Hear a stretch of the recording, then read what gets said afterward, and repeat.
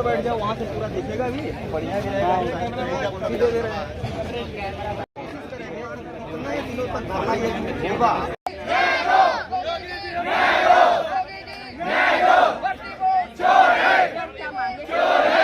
मैं आपको बात बताता हूँ, ये जो एग्जाम हुआ था यूपीएसआई 2021, ये 12 नवंबर से 2 दिसंबर के बीच हुआ था, जो 9,534 पोस्ट के लिए हुआ था। आए दिन परीक्षा के टाइम भी बच्चे पकड़े जाते थे, जो सॉल्वर गैंग है वो पकड़ा जाता था। और डीपीएसटी हो रही है, उसमें भी बच्चे पकड़े जा रहे हैं और सॉल्वर गैंग भी पकड़े जा रहे हैं। बच्चे कबूल भी रहे हैं कि हमने 5 लाख 10 लाख रुपए दिया था, लेकिन अभी भी भर्ती बोर्ड या जो हम लोग कार्यपालिका है वो कुछ काम नहीं कर रही है। जब बच्चे स्वीकार रहे हैं कि हम लोग पैसे दिए हैं और पकड़ा गया है, तो आखिर इस भर्ती पर उन लोग कुछ एक्शन लेना चाहिए। लेकिन अभी तक भर्ती बोर्ड ने, पुलिस मुख्यालय ने कोई भी रोक नहीं लगाई है। तो मैं आप लोगों से लिखित रूप में किसी ज्ञापन दिया है किसी को? हाँ, हम लोगों ने संबंधित अधिकारियों हम लोगों ने कई बार मिलने की कोशिश की थी, बीजेपी कार्यालय गए थे, सीएम आवास गए थे, भर्ती मुख्यालय बोर्ड गए थे, लेकिन हम लोग को मिलने नहीं दिया गया। और हम लोग को ज्ञापन तो वहाँ पे ले लिया गया, लेकिन आगे फॉरवर्ड नहीं किया गया सीएम सर के पास। अगर ये बात सीएम सर के संज्ञान में आ जाए तो कुछ न कुछ इसमें कड़ी से कड़ी कार्रवाई करेंगे। प्रदर्शन के दौरान कोई अधिकारी आप लोगों से मिलने आया या नहीं? अभी तक कोई अधिकारी हम लोग से मिलने नहीं धरना जारी है? ये हम लोग का 26वां दिन है, दैनिक हम लोग 26वां दिन है। और जो हम लोग इल्जामपुर के हम लोग सर है विवेक सर, वो भी आए हैं और बहुत सारे बैठे हैं, बहुत सारे चैनल्स भी हमारे साथ आए हैं। मैम अभी 2 नवंबर से, मतलब 12 नवंबर से 2 दिसंबर 2021, 5-6 महीने पहले उत्तर प्रदेश दरोगा की 9,534 का रिटर्न हुआ था। 54 शिफ्ट में ऑनलाइन पेपर था। उस पेपर में जो मार्क्स नहीं आ सकते थे, ऐसे बच्चों के 160 प्रश्न पूछे गए थे, जिसमें से 158, 157 ऐसे नंबर आए। हमने उसी दिन ये मुद्दा उठाया 15 दिसंबर को, तो भर्ती बोर्ड का जवाब आया कि जी ये भ्रामक खबरें हैं, आप लोग झूठ बोल रहे हो, आप बरगला रहे हो। अब डीवीपीएसटी हुआ तो हमने कुछ बच्चों के, अपनी स्टूडेंट ने अपनी तरफ से कुछ बच्चों के निकाले कि इनके पहले 4 महीने पहले जो एग्जाम हुआ था उसमें 20 या 22 नंबर है, और 4 महीने बाद जो एग्जाम हो रहा है उसमें इनके 99% क्वेश्चन सही हैं। हमने भर्ती बोर्ड को भेजा, हमने जो उसके पुलिस लाइन के अधिकारी थे लखनऊ में, प्राची मैम जो है, उनको भेजा। तो ये 6-7 मई की बात है मैम, 8 गिरफ्तार हुए एक दिन में, जिनके ऐसे ही नंबर गलत थे। उसके बाद में आज वो संख्या बढ़कर 63 हो चुकी है। आप मीडिया के सम्मानित व्यक्ति, आपने भी कितनी भर्ती कवर की हुई, कभी आपने 63 व्यक्तियों को पकड़ते हुए नहीं देखा होगा। और फिर भी भर्ती बोर्ड स्पष्टीकरण दे रहा है कि जी हम तो नहीं पकड़ रहे, जबकि वो कोई जांच ही नहीं करी उसने 5 महीने में। उसने वो बच्चे पकड़े जो बच्चों ने वायरल किया था जिनका। हमारी मांग है एसआईटी बैठाई जाए, एसआईटी पूरे 36,000 की जांच करे, पूरी भर्ती प्रक्रिया की जांच करे, उन सभी को गिरफ्तार किया जाए, क्योंकि पूरे उत्तर प्रदेश के 94 सेंटर पे धांधली हुई है। और इसमें जो कंपनी जिसने पेपर कराया वो कंपनी ऑलरेडी बैन है, कई राज्यों में बैन है।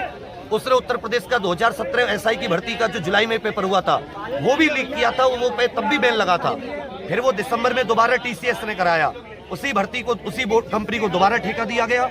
हमें इसमें NSCIT, हमें इसमें भर्ती बोर्ड की पूरी संलिप्तता नजर आ रही है, उसके अध्यक्ष की, उसके सदस्यों की। हमारी मांग है कि भर्ती बोर्ड को भी बर्खास्त किया जाए, नया भर्ती बोर्ड एसआईटी के साथ बिठा के भर्ती को संपूर्ण एकदम सुचिता पूर्वक संपन्न करें। आपके धरना प्रदर्शन का सरकार द्वारा आपको कोई भी किसी भी तरीके का कोई सहूलियत नहीं प्रदान की जा रही। अगर ये मामला सरकार के संज्ञान में नहीं जाता तो आगे आपका क्या अगला कदम होगा? मैम हम लोग आमरण अनशन पे हैं और अन्न और जल दोनों त्यागे हुए हैं। अब यहाँ से तो लाश उठेगी, क्योंकि हमारी मांग गलत हो तो आप ही बता दो, हमें भी उठ जाएंगे। 63 पकड़े गए। कोशिश करी आपको कोई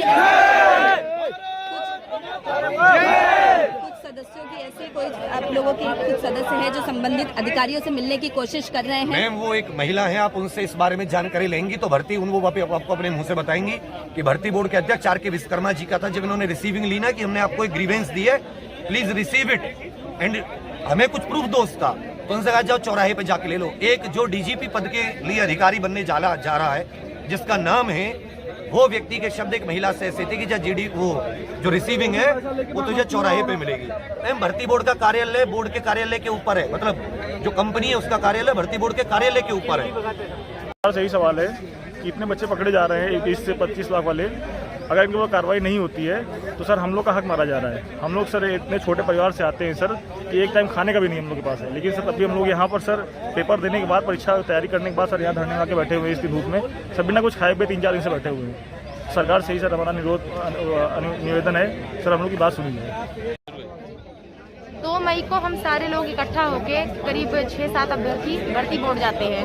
वहाँ पे जो घोटाले की फाइल है, जिन बच्चों के जो भी एविडेंस हमारे हाथ लगे होते हैं, हम उनको भर्ती बोर्ड के सामने रखते हैं, राजकुमार विश्वकर्मा जी के सामने, और कहते हैं कि सर भर्ती में इसी तरीके की घटना हुई है और इस तरीके के लोग हैं जिनके नंबर ये है, इन्होंने फ्रॉड करके परीक्षा पास किया है और ये उनके प्रूफ है, आप इसकी जांच करवाइए। और उनके सामने फाइल रखी जाती है तो वो कहते हैं, हम जब उनसे रिसीविंग मांगते हैं, 2 मई की घटना है ये, अप्रॉक्स 11:30 बजे के आसपास की, तो विश्वकर्मा जी हमसे ये कहते हैं कि रिसीविंग इसकी यहाँ नहीं मिल पाएगी, जाके चौराहे पे ले लीजिएगा। फिर उस पर हम लोग मोबाइल नंबर डालने का प्रयास करते हैं कि हमें आपके यहाँ से अगर कोई सूचना मिलेगी तो कैसे मिलेगी, मोबाइल नंबर इस पर डाल देते हैं। कहते हैं उसकी कोई ज़रूरत नहीं है, हम सूचना साइट पे अपलोड कर देंगे, आपको पता चल जाएगा। ये बताइए 7.5 लाख 8 लाख अभ्यर्थियों में आप कैसे पता लगा पाओगे कि यहाँ पे कौन से बच्चे आए थे?